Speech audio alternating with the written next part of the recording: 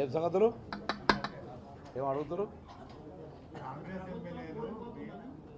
ఎమ్మెల్యేలు బీఆర్ఎస్ తరఫున బండి సంజయ్ అంటున్నారు.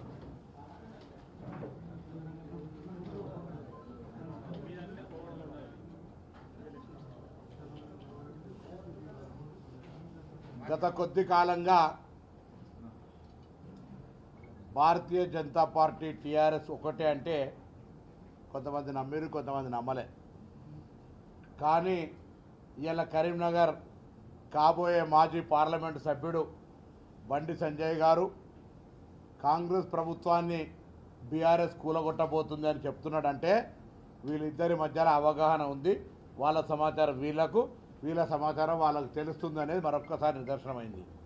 లేదా నాకు తెలిసి సంజయ్ గారు ఇంటర్మీడియటో 10థో మరి జ్యోతిష్య శాస్త్రం చదివినట్టు కూడా నాకు తెలియదు. మా ప్రభుత్వాన్ని ఎవరు కూలగొడతారో ప్రజాస్వామ్యంగా ఎన్నికై అది కూడా ప్రజలు మార్పు కోరుకొని ఎన్నిక చేసుకున్న ప్రభుత్వం ప్రజలకు 6 గ్యారంటీలు ఇచ్చి గ్యారంటీల అమలుకు సంబంధించిన ప్రక్రియ కొనసాగే సమయంలో రైట్ టీఆర్ఎస్ పార్టీ అసహనంగా వ్యవహరిస్తుండొచ్చు, టీఆర్ఎస్ పార్టీ లోపాలన్నీ బయటపెడుతున్నాం కావచ్చు, వాళ్ళకు ఆగ్రహం ఉండొచ్చు.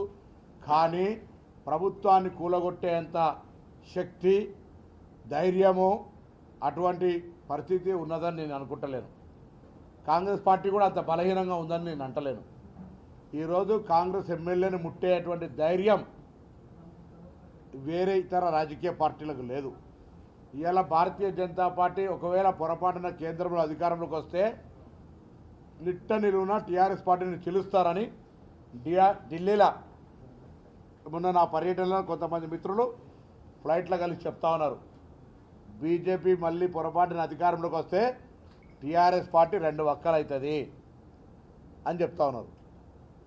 మళ్ళా కొత్తగా నేను వింటా ఉన్నా ఇవాళ మా మిత్రుడు తమ్ముడు